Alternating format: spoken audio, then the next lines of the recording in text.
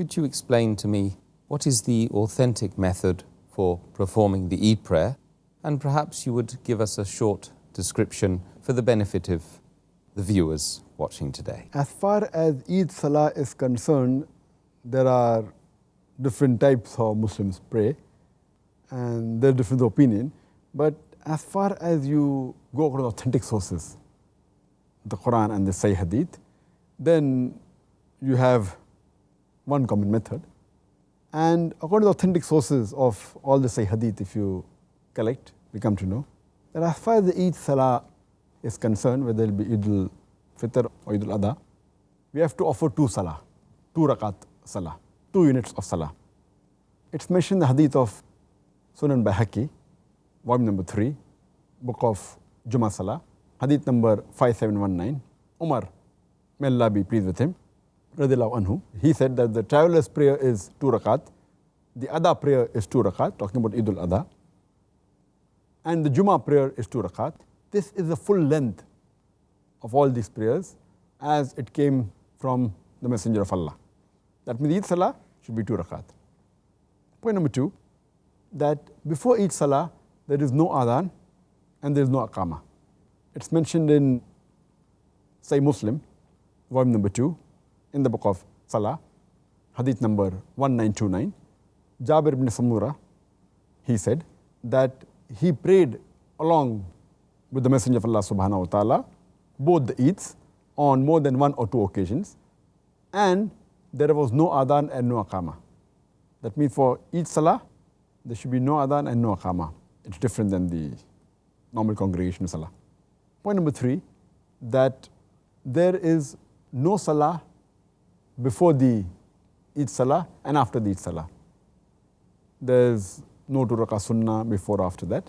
And it's mentioned in the hadith of Sunan Abu Dawud, volume number 1, in the book of Salah, hadith number 1155, where Ibn Abbas, may Allah be pleased with him, he says that the Prophet came out to pray the Eid Salah on Eid al-Fitr day, and he offered 2 rakat, and before that and after that he did not pray. That means before and after Eid Salah there are no other prayers. Further, point number 4, when a person starts the Eid Salah, he should say the Takbir al-Ihram, that's Allahu Akbar, and then say the open supplication.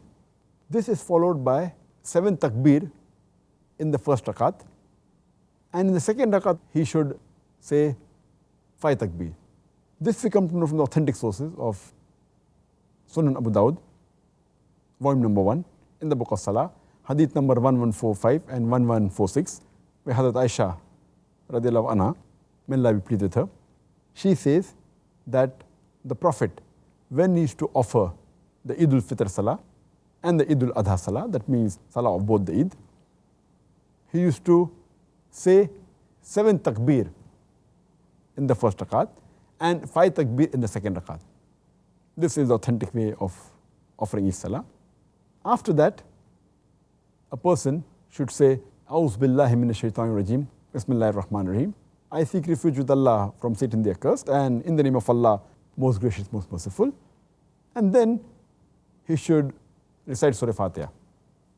And after Surah Fatiha, in the first rakat, recite Surah Qaf, chapter number 50, followed by in the second rakat, Surah Qamar, chapter number 54. Or in the first rakat, you can recite Surah Ala, chapter number 87, and second rakat, Surah Ghashiyah, chapter number 88. Both these types of first and second rakat have been proven from authentic hadith. But even if a person recites any other surah, any other verse of the Quran, yet the salah will be accepted. These are the recommended ones. It is sunnah which the Prophet recited. Furthermore, after the Eid Salah, there is a Khutbah of the Eid Salah. It's mentioned in Sahih Bukhari, volume number 2, in the book of 2 Eids, hadith number 962. Ibn Abbas, may Allah be pleased with him, said that he has offered Eid Salah with the Messenger of Allah subhanahu wa ta'ala, Prophet Muhammad sallallahu alaihi wasallam, with Abu Bakr, with Umar, with Uthman, may Allah be pleased with them all. And all of them, they offered the Eid Salah first, then was followed by the Khutbah. All of them, they gave the Khutbah after offering the Eid Salah. It further mentioned in Sunan Abu Dawud, volume number 1, in the book of Salah, hadith number 1151. Prophet Muhammad after offering Eid Salah and before starting the Khutbah of Eid, he said that all those who want to listen to the Khutbah can listen to the Khutbah. All those who want to go, they can go. Now here is a very important point. Most of the times you find in the Khutbah of Eid Salah, most of the Imams say, they don't get up, it is wrong. And they prevent them from going and they say you have a sin and they say many things, it's haram to get up, etc. Imagine the Prophet Muhammad, when he gave the Khutbah, he said if you want to listen, you can listen, if you want to go, you can go. Does it mean that the Imam, the Khutbah that they give today is much more important than the Khutbah of Prophet Muhammad? It's a pity. The Sahih Hadith says that the Prophet Muhammad said, if you want to hear the Khutbah, you can hear, if you want, you can go. But it's preferable to hear the Khutbah. But the Prophet gave permission that if they want, they can go. And further it's mentioned in Sunan Abu Dawud, volume number 1, in the book of Salah, hadith number 1068.